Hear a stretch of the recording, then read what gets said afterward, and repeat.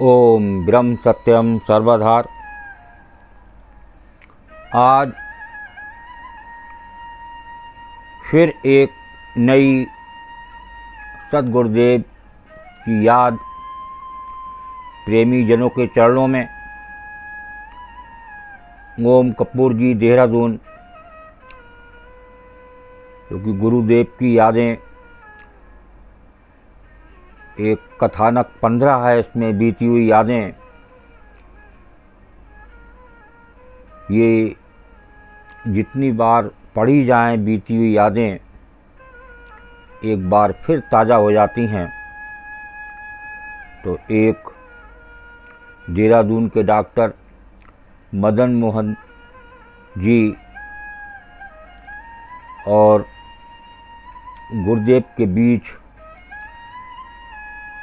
एक वार्ता, एक कथानक 15 से श्रवण करें और एक सद्गुरुदेव की याद को फिर से एक ताज़ा बनाने की कोशिश करते हैं।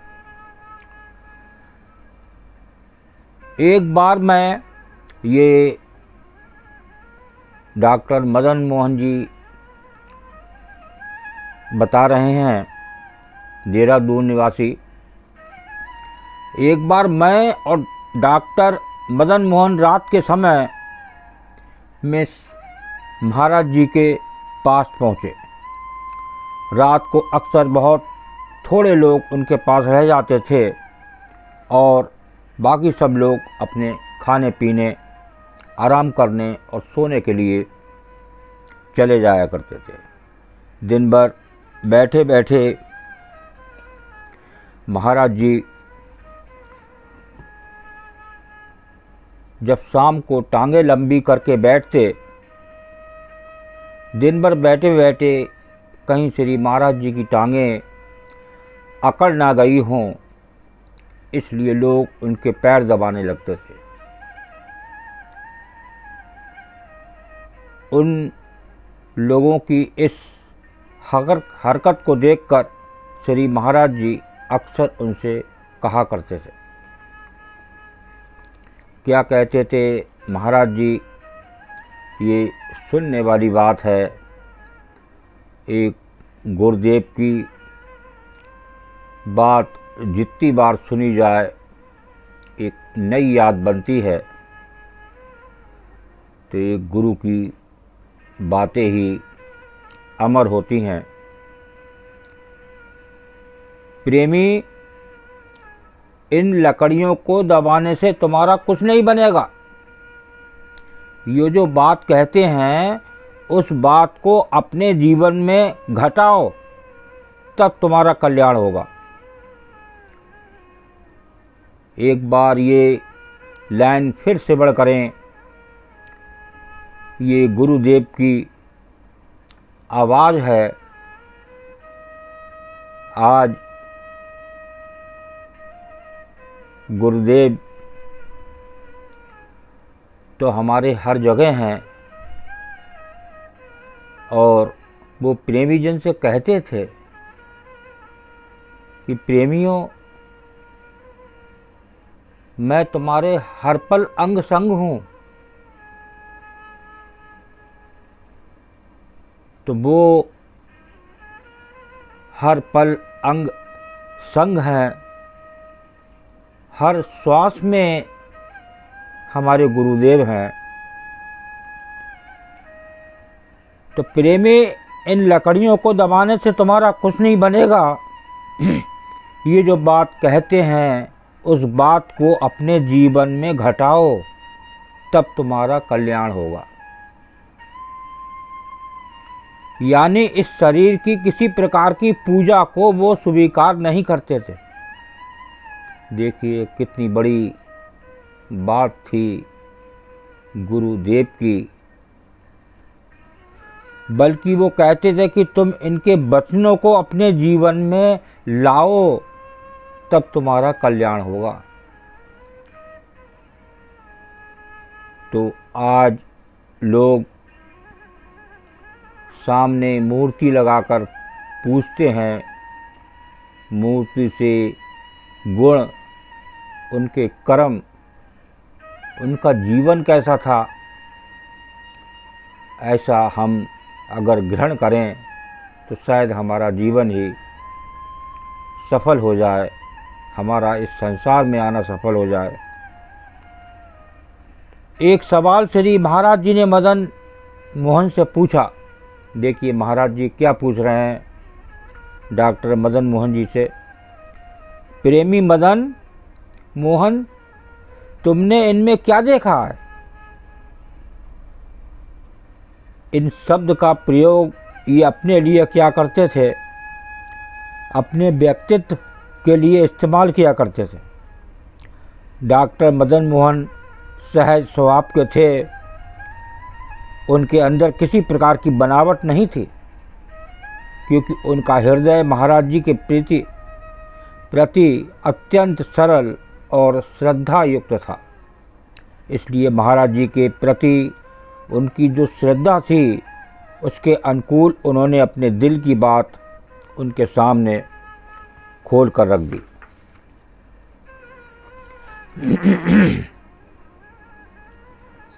आगे सिमरण करते हैं।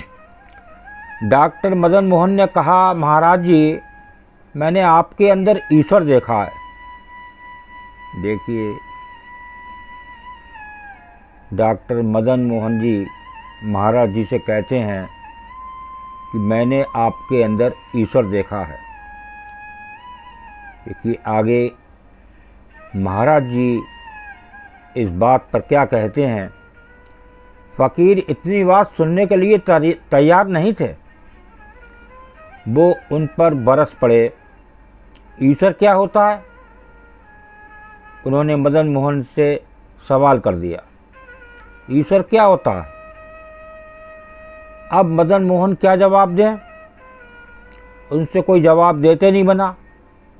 जब लगभग आधा मिनट तक खामोशी रही और डॉक्टर मदन मोहन से कोई जवाब नहीं बन पड़ा, तो मैं अपने मित्र को इस प्रकार श्री महाराज जी ही के सामने असहाय ना देख सका। देखिए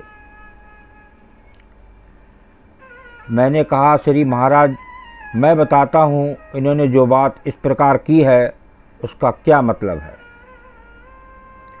तो श्री महाराज जी के सवालों का निशाना अब मैं बना। उन्होंने ज़ोर से मुझे झकझोरा और तू छोड़ इसकी बात, तू अपनी बता, तूने इनमें क्या देखा? ये बात अब मेरे ऊपर आ पड़ी। वही हाल हुआ कि नवाज बख्श बाने गए थे, रोजे गले पड़ गए। मैं तो इस सवाल के लिए तैयार ही नहीं था कि श्री महाराज मुझसे भी पूछेंगे तूने क्या देखा।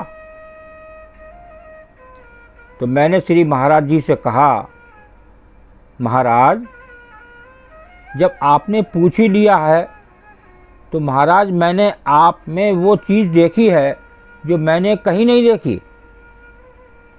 देखिए ये एक सच्चे प्रेमी की बात होती है। मैंने बड़ी खोज की संसार में। जब जब भी हम आपके पास आते हैं तब तब हमारी ऐसी स्थिति होती है जैसे कि कोई जादू हमारे ऊपर हो गया हो। अब हमको किसी अवस्था में भी छोड़ने के वास्ते तैयार नहीं रहते। जब तक हम आपसे नहीं मिलते हम बेचैन रहते हैं, और जब आपके पास पहुंच जाते हैं तब जाकर चैन मिलता है। इस बात को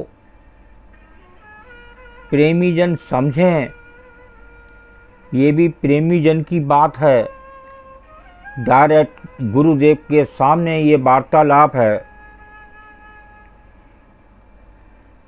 कि हम आपको किसी अवस्था में भी छोड़ने के वास्ते तैयार नहीं रहते। जब तक हम आपसे नहीं मिलते हम बेचैन रहते हैं और जब आपके पास पहुंच जाते हैं तब जाकर चैन मिलता है। ये है एक प्रेमी और गुरुदेव से वार्तालाप की मस्ती। तो महाराज जी क्या बोलते हैं, महाराज जी के वचनों को श्रवण करें। ऐसा लगता है कि शायद वार्तालाप आज चल रही है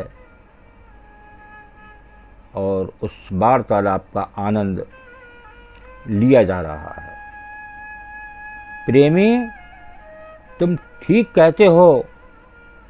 तुम ना तसल्ली में खड़े हो। तुमको हर वक्त कई प्रकार की चाहना है, ख्वाहिशियत अंदर वास करती है। जब तुम इनके पास आते हो तब तुम इनकी ओर खींचे चले आते हो। तुम ठीक करते हो। देखिए, ये डायरेक्ट सद्गुरुदेव महात्मा मंगतराम जी महाराज के वचन हैं। मैंने कहा महाराज जी, इसका भी यही भाव था। ये ओम कपूर जी क्लियर कर रहे हैं। मदन लाल जी के ऊपर जो गुरुदेव बरस पड़े थे तो उनसे कुछ कहा नहीं गया। वो कुछ निराश से हो गए और उस बात को फिर ओम कपूर जी ने क्लियर किया, क्योंकि मदन लाल जी की हिम्मत नहीं पड़ी आगे बात करने की। अब बात आ पड़ी थी प्रेमी ओम कपूर जी की बात। तो महाराज जी, इसका भी यही भाव था। ये ईश्वर बता नहीं सके। ईश्वर का स्वरूप यही है, जहाँ आदमी आकर एक प्रकार से परम शांत हो जाता है, उसके हृदय के सारे आंदोलन समाप्त हो जाते हैं। देखिए, ये है एक सद्गुरुदेव महात्मा मंगतराम जी और ओम कपूर जी और डॉक्टर मदन मोहन देहरादून निवासी की वार्तालाप आपने सुनी। बीती हुई यादें पुस्तक से। तो ये यादें हमेशा ताज़ी रहेंगी, क्योंकि हमारे गुरुदेव हर श्वास में हैं। इसलिए हर श्वास में हमारा सिमरन हो। हम उनको अपनी सच्ची यादें, अपनी श्वास में जो सिमरन हम करेंगे तो वो गुरुदेव हमारे प्रसन्न होंगे। आज संसार में संसारी लोग की जो पूजाएं हैं वो एक कामना रूपी रह गई हैं, इसलिए प्रभु खुश नहीं है। एक सच्ची यादें गुरुदेव की सुने, उनके जीवन को, अपने बातों को ढालें। उनके जो जीवन में क्या करा उसको याद करें और मन से चलें, तो निश्चित ही गुरुदेव प्रसन्न होंगे। वो घट घट में व्यापक वो प्रभु हर के हृदय में निवास कर रहे हैं। ओम ब्रह्म सत्यम सर्वधार। गुरुदेव की यादें अच्छी लगी हों, एक तो ज़रूर इसे शेयर करें ताकि और भी लोग प्रेमीजन इन यादों को सेवन करें और आनंद लें। ओम ब्रह्म सत्यम सर्वदा।